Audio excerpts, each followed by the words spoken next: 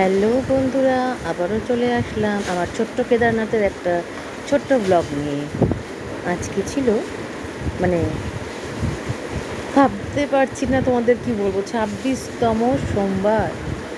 আমার সেই ছোট্ট কেদারনাথ তোমাদের সামনে নিয়ে হাজির হয়ে গেলাম। রোজ রোজ আর এক কথা বলতে ভালো লাগে না তোমাদেরকে, তবুও বলি। ইচ্ছা আছে এরপর থেকে ব্লগটা একটু বড় হয়, তো ইচ্ছা আছে এরপর থেকে গানই দেবো, কারণ তোমরাও হয়তো বোর হয়ে যাও আমার এক কথা শুনতে শুনতে। ভালোই হাওয়া দিচ্ছিল কালকে, আমাকে দেখেও বুঝতে পারছো জামাকাপড় প্রচণ্ড উঠছে, গাছপাতাগুলো নড়ছে। আর তারপর পুজোটা দিয়ে আমি চলে গেছিলাম একটু ঘুরু ঘুরু করতে, মানে আশেপাশেই এই 10-15 মিনিট একটু ঘুরু ঘুরু করে, কারণ ওয়েদারটা ভীষণ ভীষণ ভালো ছিল, মানে ভালো লাগছিলো, ফুরফুরে লাগছিলো, বেশ একটু মেঘলা হয়ে এসেছিলো ঘন। তো এই জন্য একটু খাওয়া দাওয়া না সেরে ঘুরু ঘুরু করতে একটু চলে গেছিলাম, এই 15-20 মিনিট কি 10-15 মিনিটের মতন এদিক ওদিক একটু মাইন্ডটা ফ্রেশ করে আসলাম।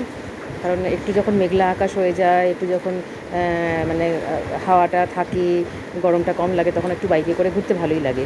তো সেটাই চলে গিয়েছিলাম। তো যাই হোক, চলে আসলাম আমার ব্লগে। সেটা হচ্ছে আমার বাবা, আমার নয়, ভুল বললাম, সবার বাবা। আচ্ছা, তোমরা কারা কারা যাও প্রত্যেক সোমবার একটু বলবে? আমি জানি না আমি কতদিন যেতে পারবো, তবে ইচ্ছা আছে যতদিন আমি বাবা ডাকবে। অ্যাকচুয়ালি দেখো, এই যে যাচ্ছি, উনি না ডাকটা তো সম্ভব নয়।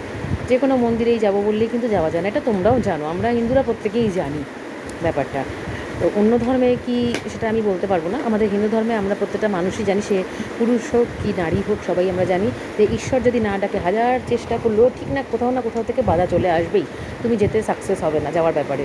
তো বাবা আমাকে ডাকছে না আমার হাতে সেবা নিতে। তবে সব থেকে অবাক লাগে জানো তো, এত বছর বয়স হয়ে গেল কিন্তু কোনো দিন বাবা আমাকে এভাবে ডাকেননি। আমাকে এই বছরের শুরু থেকে বাবা যে আমাকে ডাকছেন, কেন ডাকছেন, কিছু কি আমাকে দিতে চাননি? আমি দেখো, প্রত্যেকটা মানুষই কষ্টের মধ্যে দিয়ে দিন কাটায়, আমিও প্রচণ্ড কষ্টের মধ্যে দিয়ে দিন কাটাচ্ছি এখনও। ক্যান্সার থেকে ওঠার পর আমার শরীরে ইমিউনিটি কমে গেছে, সেটাও আমি বুঝতে পারি। আমার শরীরে সেই বলটা আর নেই, একটুতে ক্লান্ত হয়ে যাই, বুক ধড়ফড় করে। চেক আপে থাকতে হচ্ছে, 5-7 বছর হয়তো চেক আপে থাকতেও হবে। তো আগের মতন আমি নেই। তো তার জন্য কি বাবা আমাকে কিছু দেবেন? কারণ দেখবে, কথায় বলে, যত খারাপ দিন দেখবে তুমি তোমার জীবনে, তত তোমার ভালো দিন কাছে এগিয়ে আসছে, বা যত তোমার কষ্টগুলো তোমার নির্মূল হচ্ছে, বা তোমার প্রায়শ্চিত্ত হচ্ছে। তো কতটা সত্যি, কতটা মিথ্যে যাই না, তবে আমি কিছু চাওয়ার জন্য যাই না, বিশ্বাস করো, নিজের কিচ্ছু চাওয়ার জন্য যাই না। আমি শুধু যেতে ভালোবাসি, তাই আমি যাই। আমার যেতে ভালো লাগে, আমার মন ওখানে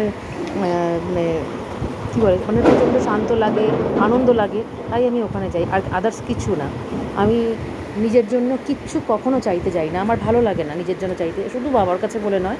আমি যখনই কোনো মন্দিরে পুজো দিতে চাই, আমি নিজের জন্য কিছুই চাই না। হ্যাঁ, নিজের জন্য একটা জিনিস চাই, যেটা তোমাদের কারোর কাছে আমি বলবো না, সেটা আমি কারোর কাছেই বলিনি, কারোর কাছে বলবোও না। নিজের জন্য একটাই জিনিস চাই, আমার শেষ নিঃশ্বাসের দিনটা ব্যাপারে, সেই দিনটার ব্যাপারে, সেই সময় অবধি ব্যাপারটা বলবো না, সেই দিনটার ব্যাপারে আমি একটাই জিনিস চাই। বাকি আমি নিজের জন্য কিচ্ছু চাই না। আমি কোনো দিন মন্দিরে গেলে নিজের জন্য নিজের নামে পুজো দিই না, ঠিক আছে? আমার কাছের মানুষদের নামেই আমি নামগোত্র দিই, তাদের নামে পুজো দিই। আমার ছেলে মেয়েগুলো যে আছে তোমরা দেখেছো, তাদের নামে পুজো দিই। যদিও মেয়ে রিসেন্টলি এসছে,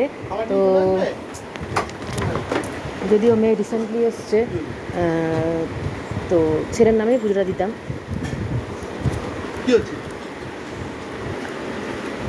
তো যাই হোক, আমি কোনো দিনই নিজের নামে কখনো পুজো দিতাম না, এটা আমার ভালো লাগে না, এটা আমার বরাবরের ইচ্ছা।